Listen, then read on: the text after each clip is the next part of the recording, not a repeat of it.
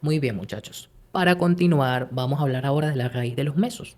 Pero primero vamos a ver qué es un mesenterio. Es un pliegue de doble capa de peritoneo que une un órgano del tubo digestivo intraperitoneal a la pared abdominal posterior. Eso es lo que hace. No confundir con epiplón, que son cosas distintas. Entonces, entre sus principales funciones tenemos que fija a los órganos en su posición anatómica. Y su función más importante es que actúa como un pedículo, no es un pedículo, pero actúa como un pedículo para las estructuras vasculonerviosas, como lo son los nervios, los ganglios linfáticos y las arterias y venas. Entre los principales me- mesenterios que podemos encontrar tenemos el mesocolon, que se divide en dos, mesocolon transverso y mesocolon sigmoide. El mesocolon transverso va desde la flexura cólica derecha, o también llamado ángulo hepático del colon, y la flexura cólica izquierda, o también llamado flexura esplénica del colon. Y este es el encargado de dividir la gran cavidad peritoneal en espacio supramesocólico e inframesocólico. Dentro de su límite superior tenemos la bolsa aumental o trancavidad de los epiplones, está por acá. Entre su límite inferior tenemos las asas de el yeyuno e ilion, o también el compartimiento inframesocólico que abarca todo esto. En su parte anterior podemos encontrar al propio colon transverso y en su parte posterior la segunda porción del duodeno que contiene las papilas, dato, y también la cabeza y el cuerpo del páncreas. Ok, aquí una de sus principales estructuras vasculonerviosas que pasan por él son la arteria y la vena cólica media, los vasos linfáticos, nódulos linfáticos cólicos medios y fibras nerviosas del plexo mesentérico superior, que es el encargado de darle una parte de la motilidad intestinal al sistema digestivo. ¿Qué sucede? Que el colon transverso, mesocolon transverso, no posee fascia de coalescencia o de adosamiento, no posee fascia de Toll. ¿Qué es la fascia de Toll? Muy bien, la fascia de Toll es una fusión que hay entre el peritoneo visceral y la pared abdominal posterior. Es una fusión, no una unión. En anatomía no es lo mismo fusionar que unir. Juntos pero no revueltos. Bueno, en ese sentido, la fascia de Toll no la posee el colon transverso, sino que la posee el colon ascendente o mesocolon ascendente y mesocolon descendente.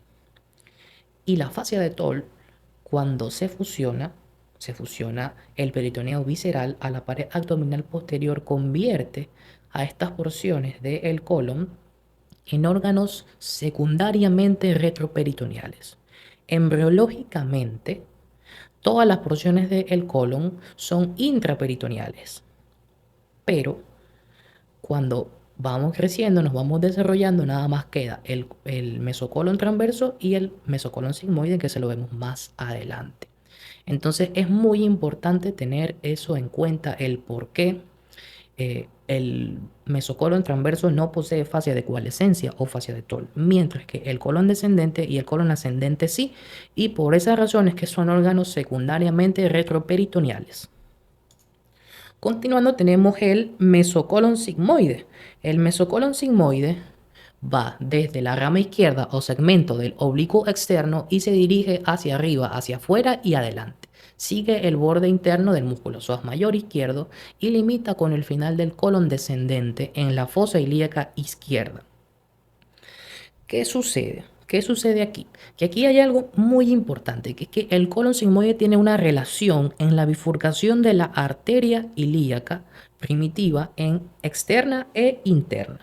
Entonces, en su porción superior continúa con el colon descendente, aquí lo podemos ver. En su, en su porción inferior tiene relación con la unión recto-sigmoidea aproximadamente a nivel de S3. En la parte anterior tenemos el propio colon sigmoide y en la parte posterior tenemos la pared de la pelvis. Eso es muy importante ya que este mesocolon tiene relación con la pared posterior de la pelvis. Entonces es muy importante tener en cuenta que cualquier infección en esta zona es de rápida diseminación hacia la zona pélvica. Ok, entre las principales estructuras vasculonerviosas que pasan por ahí tenemos las arterias y las venas sigmoideas, la arteria y vena rectal superior y el plexo mesentérico inferior. Entonces, hay patologías que afectan al mesocolon transverso y al mesocolon sigmoide. Entonces, como les dije, al no poseer fascia de Toll ni el mesocolon transverso ni el mesocolon sigmoide, ellas o ellos son altamente móviles, altamente móviles. Entonces sucede que cuando un paciente tiene una patología de base, llámese estreñimiento crónico, ocurre el riesgo de que tenga algo que se conoce como vólvulo del mesocolon sigmoide o vólvulo del colon transverso, que es que sobre este mismo mesenterio se tuerce por su alta movilidad y forma un vólvulo.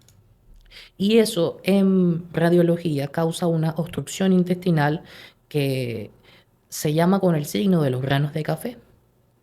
Todo esto que vemos aquí, aparte del vólvulo, es una obstrucción intestinal. Y estas cositas que vemos se llaman signos del grano de café porque tienen forma de grano de café. Y aquí podemos ver lo que pasa por dentro. Este sería el vólvulo del mesocolon transverso. Ok, continuando tenemos el mesenterio propiamente dicho o mesenterio del intestino delgado, del ilion y el yeyuno. Entonces, ¿dónde comienza? Comienza a nivel de la unión duodeno-yeyunal. Esto es importante. Esta es la cuarta porción del duodeno y también se le puede llamar flexura duodeno-yeyunal, donde el duodeno deja de ser duodeno y se convierte en yeyuno y está sostenido por el ligamento de Treis, justo al lado izquierdo de la segunda vértebra lumbar, por debajo del cuerpo del páncreas. Ok, entonces, y su límite inferior tenemos que termina en la unión iliocecal, donde el ilion deja de ser ilion y se convierte en ciego para luego convertirse en colon ascendente. Aquí hay una relación muy íntima en la fosa ilíaca derecha y el apéndice. Ok, entre las principales estructuras que podemos encontrar tenemos las arterias yeyunales e iliales con sus venas también, los vasos linfáticos, nervios y tejido adiposo que es el encargado de proteger todo este mesenterio, que mide aproximadamente 15 centímetros en sentido oblicuo. Eso es muy importante. Y este mesenterio también es muy propenso a patologías como lo son la hernia umbilical o la hernia abdominal. Aquí es muy importante porque cuando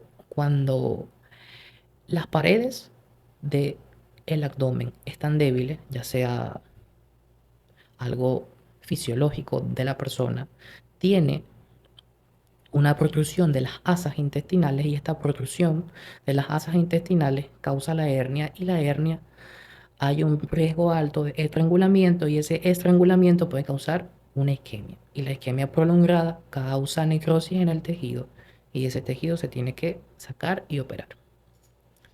Y también el intestino delgado es también muy propenso, pero muy propenso a tener vólvulos porque también es altamente móvil. Son vísceras que están unidas, mas no fusionadas a la pared abdominal posterior. Aquí podemos ver el ángulo de Trace en la tercera porción del duodeno, casi la cuarta, cuando el duodeno deja de ser duodeno y se convierte en yeyuno. Y la válvula iliocecal o el ángulo iliocecal, donde el ilion se convierte en ciego y luego se convierte en colon ascendente. Y aquí podemos ver el apéndice. Y en este caso hubo una torsión total. Esta parte del ángulo iliocecal llegó hasta acá. Acá lo podemos observar y formó un vólvulo. Y aquí lo podemos ver mejor en cirugía. Un vólvulo del intestino delgado. Muy bien, continuando tenemos el epiplón. ¿Qué es el epiplón? El epiplón es el encargado de unir víscera con víscera. El mesenterio unía la víscera a la pared abdominal posterior. El epiplón une víscera con víscera. Entonces, el epiplón se divide en dos grandes tipos: epiplom mayor, epiplom menor. El epiplom mayor tiene varias inserciones en la curvatura mayor del estómago, la primera porción del duodeno, o también la porción pilórica del duodeno, el colon transverso y el mesocolon transverso. Y posee 4 hojas. Aunque los libros de anatomía digan 2, realmente posee 4 hojas. Tiene 2 anteriores, 2 posteriores, de las cuales las 2 anteriores, una es ascendente, otra es descendente, y de las posteriores, una es ascendente, otra es descendente. Y constituye el receso inferior de la bolsa omental o transcavidad de los epiplones. Y tiene relación con la arteria gastroomental, que eso lo vamos a ver ahorita más adelante. Muy bien. Entre las principales funciones que tiene el epiplom mayor es de proteger. Él protege, también sirviendo de fuente de reserva adipositaria y evitando que si hay una infección en esta zona se disemine por todo el aparato digestivo. Eso es muy importante. Entonces, el epiplom mayor tiene una relación con la arteria gastromental derecha e izquierda, ya que estas arterias discurren por la curvatura mayor del estómago y por ese mismo lugar es donde discurre el epiplom mayor u aumento. También antes se la llamaba aumento, aunque ahorita se le llama epiplom. Ese es el nombre nuevo que tiene. Entonces la arteria gastromental se anastomosa la derecha con la izquierda. La derecha viene de la arteria gastrocólica, rama de la arteria mesentérica superior, y la otra viene de la arteria esplénica, la izquierda. Y el epiplom mayor me forma varios ligamentos, entre los cuales tenemos el ligamento gastrocólico, el ligamento gastrofrénico y el ligamento gastroesplénico. Es muy importante tener esto en cuenta porque el ligamento gastrocólico es el encargado de sostenerme a el colon transverso y es uno de los encargados también de que el colon tenga su alta motilidad, tenga alto movimiento. Entonces, el ligamento gastrocólico es fundamental en cirugía porque cuando este se disecciona, podemos acceder a la bolsa omental. Y al acceder a la bolsa omental o transcavidad de los epiplones, podemos también acceder y dejar expuesto al páncreas, fundamental en muchas cirugías. Continuando, tenemos el epiplom menor, que va desde la curvatura menor del estómago hasta el ilio hepático. Esa es una de sus principales inserciones, sus inserciones superiores, pero también tiene otras inserciones como lo es en la primera porción del duodeno y en la cara visceral del hígado. ¿Qué sería esta? El ilio hepático estaría por atrás se pudiera ver en una visión posterior. Y este posee 2 hojas. Entonces, el epiplom menor es de suma importancia, ya que no solamente tiene la arteria gástrica derecha e izquierda, sino que da una serie de ligamentos. Da el ligamento, o forma el ligamento hepatogástrico y el ligamento hepatoduodenal. El ligamento hepatoduodenal es fundamental porque en él podemos encontrar la tríada portal, que está compuesta por la vena porta, por el conducto colédoco y la arteria hepática propia. Dentro de sus principales funciones tenemos que se encarga de actuar como pedículo para las estructuras vasculonerviosas, proteger la tríada portal y unir el estómago con el hígado. Para finalizar, vamos a hablar ahora de la bolsa omental o transcavidad de los epiplones. También lo pueden encontrar con el nombre de peritoneo menor o cavidad peritoneal menor. Y lo más importante que debemos recordar es que es un espacio que está situado en la cara posterior del estómago. Entonces, es un espacio oculto en forma de saco o receso situado por detrás del estómago y del epiplom menor o mento menor. Entonces, entre sus límites, su límite superior limita con el lóbulo caudado del hígado y el hilio hepático. Su límite anterior limita con la cara posterior del estómago y la parte superior del epiplom mayor. Su límite posterior limita con la aorta abdominal y con la vena cava inferior y también con la cola del páncreas Y a los laterales tenemos la segunda porción del duodeno en su lateral derecho y en su lateral izquierdo, más hacia posterior inferior el riñón y más hacia posterior superior el vaso. Entonces, la única forma de acceder a esta bolsa es a través del foramen de Winslow, que es el foramen donde podemos acceder a la trancavidad de los epiplones. Es fundamental tener en cuenta que la importancia de este foramen es que hay veces que ocurren unas hernias internas donde las asas intestinales se meten por aquí, por este foramen. Pero eso lo vemos más adelante. Entre los límites del foramen de Winslow tenemos su límite anterior, el epiplón menor y el ligamento hepatoduodenal. Esto es importante porque limita directamente con el ligamento hepatoduodenal, que recordemos que tenía la tríada portal. El límite posterior tenemos el peritoneo parietal posterior, que recubre a la vena cava inferior, la vena más grande del abdomen y el pilar derecho del músculo diafragma. En su límite superior tenemos el peritoneo, que recubre el lóbulo caudado del hígado, y en su límite inferior la primera porción del duodeno. Porción superior, el trayecto de la arteria hepática común antes de dividirse. Entonces, su importancia en cirugía es que al nosotros ocluir el ligamento hepatoduodenal, que eso lo vimos en el epiplón menor, que lo forma el epiplón menor, estamos deteniendo una hemorragia cuando el paciente sufre un traumatismo. Esta es una maniobra fundamental en cirugía. Entonces también, como les decía, hay veces que este foramen de Winslow ocurren las hernias internas, donde las asas intestinales del intestino delgado se meten por aquí. Aquí lo podemos ver en una tomografía de abdomen, donde esas asas tienen una protrusión hacia esa zona. Entonces, su importancia es un espacio de amortiguación y movilidad funcional. Actúa también como contención de patologías gástricas. ¿Por qué?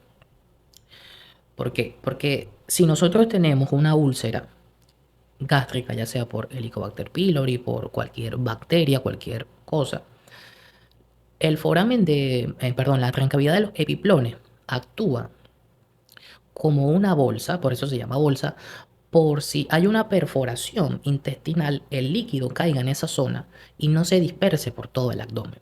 También actúa como espacio de amortiguación debido a que cuando nosotros comemos, el estómago crece porque se llena de comida. Entonces, esta bolsa es capaz de moldearse y darle más espacio al estómago. Y también es una vía de acceso directo al páncreas. Eso es muy importante, porque cuando un paciente tiene alguna patología, ya sea un cáncer u otra cosa, es muy importante tener en cuenta eso. Ok, por último vamos a hablar de las bolsas peritoneales, que son muchísimas, pero vamos a ver las más importantes, que son los puntos más profundos y declives de la gran cavidad peritoneal, entre las cuales tenemos el receso hepatorrenal. Esto es importante, espacio de Morrison, que no se les olvide que está del lado derecho, no del lado izquierdo. El fondo desde el saco de Douglas, que en la mujer sería útero rectal y en el hombre sería recto vesical. Y los recesos de la región iliocecal y también los recesos interesplénicos e intersigmoideos, sobre todo los intersigmoideos, son muy característicos por presentar hernias intestinales internas. Entonces, en el saco de Douglas, en la mujer, tenemos que el útero está anterior con respecto al recto. En cambio, en el hombre, el que está anterior es la vejiga. Entonces, en la mujer forma la bolsa recto-uterina y en el hombre forma la bolsa recto-vesical. Recto de recto y vesical de vejiga. Entonces, aquí también podemos observar en esta ecografía el espacio de Morrison. Este es el hígado, este sería todo el parénquima pulmonar, este sería el riñón derecho porque queda en el lado derecho, y todo esto que vemos aquí translúcido, aquí hiperecogénico, esta telita, esto sería el espacio de Morrison. Es fundamental porque cuando los pacientes tienen una ascitis que es causada por una hipertensión portal, este espacio se llena de líquido cuando ellos están de cúbito supino. Entonces es muy importante. Muchas gracias por su atención. Hemos concluido.